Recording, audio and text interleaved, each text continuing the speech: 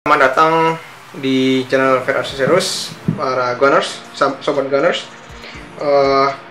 alias sobat PA Pidan Arsenal, yakni Supremo di channel Fer Accesorius yang khusus membahas tentang Arsenal ya, dan ya terutama nge-review dan preview pertandingan Arsenal dan beberapa opini Arsenal. Oke, langsung aja aku pengen preview atau sedikit meninjau Arsenal sebelum pertandingan. Let's say Kamis malam, kalau salah Kamis dini hari lebih tepatnya, atau Rabu malam lah, sekitar jam 2 nggak salah. Iya, jam berapa ini, dia mainnya jam setengah 2 waktu Indonesia Barat, WIB di London, di Emirates Stadium, di mana Arsenal sekarang itu berada di puncak klasemen. Syukurnya ya, sudah hampir 2 mingguan sebagai puncak klasemen, sesuatu yang jarang terjadi di Arsenal, melawan Aston Villa di posisi berapa nih? Kalau klasemen di EPL tuh dia di posisi 15 dengan hanya terpaut 1 poin dari zona degradasi atau si Everton yang di peringkat 18. Dan mungkin preview ini agak singkat karena jujur setelah aku nonton Aston Villa kemarin, walaupun satu babak ya sedikit di babak pertama tapi lebih banyak di babak kedua, itu tidak terlalu banyak something yang perlu diwaspadai dari Aston Villa. Beda sama Aston Villa di musim kemarin ya.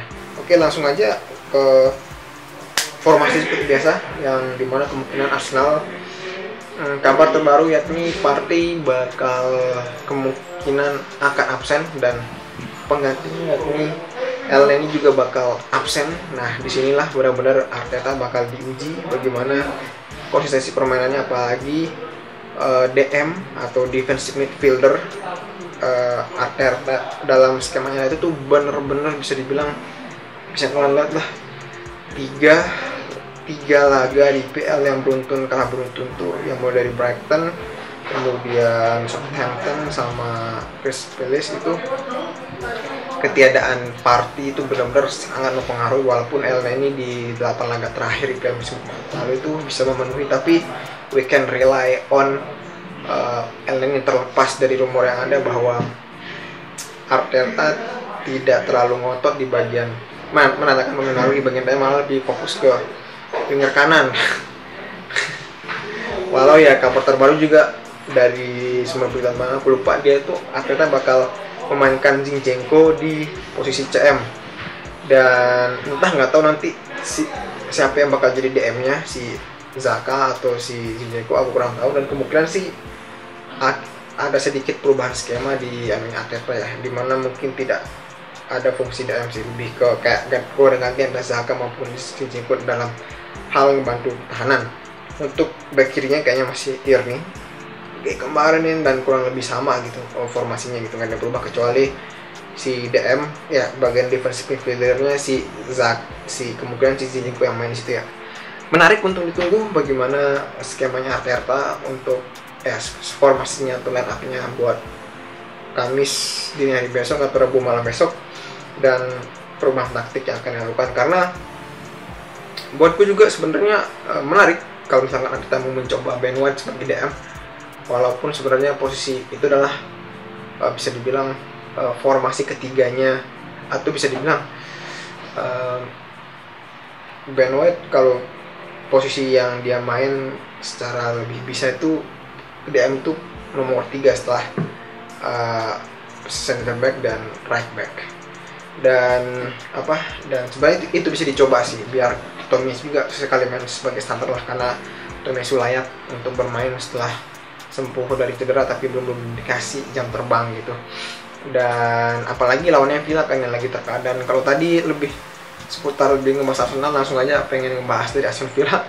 Dan kalau kalian misalkan punya akun premium ya, Diamond atau premium lah, pokoknya yang bisa nonton Liga Premier di video.com, ini aku nggak di endorse ya, cuma beritahu aja kalau video.com itu layanan yang menjual IPL musim ini.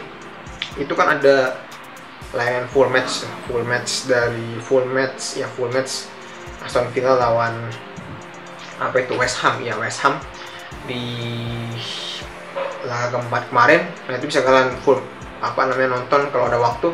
Kalian bisa lihat bahwa Aston Villa sama West Ham di pertandingan itu, tapi khususnya untuk Aston Villa itu bener-bener permainannya itu kayak apa ya, dibilang ada yang berbahaya enggak, dibilang bagus juga enggak, dibilang jelek juga enggak, kayak pas-pasan, kayak stagnan dan terbukti kan kalah 1-0 dan kesulitan buat mencetak gol gitu. Dan bisa dibilang untuk menghadapi Aston Villa, Arsenal cukup bermain lebih apa ya, lebih disiplin dan lebih apa itu, semangat dalam artian semangat buat melakukan pressing maupun semangat buat mencetak gol. Namun juga bukan berarti kerasa berusuk kayak Milan ya, tapi lebih kayak semangat udah jauh yang tinggi, tapi juga tetap create chance, terus kreatif passingnya lebih dibanyakin lagi lah kayak kemarin gitu. Cuma kemarin kan ada si Bernardo ya, dan apalagi Fulham, Brighton, Leeds itu emang salah satu dari klub papan tengah bawah yang sedang lagi naik di awal musim ini. Jadi mereka memang layak buat kita kasarnya bedah atau waspadai aspek-aspek kelebihan dan kekurangan. Tapi beda sama beberapa tim papan tengah musim kemarin yang cukup bagus kayak West Ham atau Wolves tuh agak jeblok di awal musim ini tuh. Kayaknya palingan yang berbahaya dari klub tersebut tidak terlalu banyak, asalkan Arsenal bisa ini aja lah, lebih tampil konsisten, lebih greget, semangat, lebih disiplin dalam menciptakan peluang gitu. Cukup itu aja sih. Dan kalaupun perlu dimasukin apa yang diwaspadai, yang dimana itu merupakan kelebihannya Aston Villa sekaligus sebenarnya merupakan kekurangan, yakni kita hanya perlu momentumen si pergerakannya Coutinho sih, karena bisa dibilang si Aston Villa ini walaupun dari segi taktik berusaha agar menciptakan tim yang lebih bergantung, bisa dibilang sekitar 60-70% lebih bergantung kepada segi taktik daripada peran 1 atau 2 peran individual seorang pemain. Tapi dapat dilihat di pertandingan West Ham kemarin benar-benar mulai dari bangun serangannya, menciptakan create change maupun skema-skema penyerangan dari Aston Villa, apalagi ketika dalam positionnya atau penguasaannya si Aston Villa benar-benar terlalu bergantung sama Coutinho. Nah, menurutku di situ ketika Coutinho bisa dibatasi pergerakannya, at least bisa mengunci lah kreativitas lini tengah Aston Villa gitu. Dan ya terakhir, aku harap Arsenal bisa menang. Kalau tidak menang, agak berat ya jujurnya, karena Arsenal kemarin membuktikan dirinya bermain takwa. Masa tiba-tiba cuman hilang party sama El Neni, tiba-tiba jeblok gitu kan lawan Aston Villa yang sebenarnya juga lagi underperform gitu loh. Itu kan saktinya nggak gimana gitu, kecuali mungkin lawannya MU yang dimana minggu depan, tapi itu agak kita bahas lain hal lah. Tapi fokus ke buat Rabu malam besok atau malam Kamis besok, ini something yang Arsenal harus kudu raih gitu. Dan semoga Arteta tahu apa yang harus dia lakukan, karena apalagi hari Kamis adalah hari dimana hari terakhir transfer. Kalau dalam waktu Indonesia Barat tuh sekitar jam 5 Jumat pagi, tapi at least Kamis adalah hari terakhir transfer. Semoga dari match besok Arteta bisa mempertimbangkan apakah bakal mendatangkan gelandang tengah baru, terutama DM ya, biar bisa menunjang performa mereka di waktu-waktu kedepannya gitu. Apalagi akhir-akhir ini rumornya masih berat ke winger kanan ya daripada defensive midfielder gitu. But ya who knows gitu.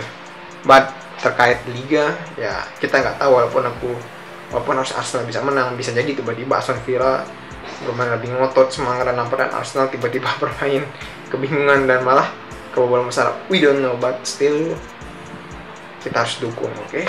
See you in the next review selanjutnya tentang pertandingan Arsenal Aston Villa yang mungkin aku posting sekitar sekitar Kamis sore ataupun malam. Oke, bye bye.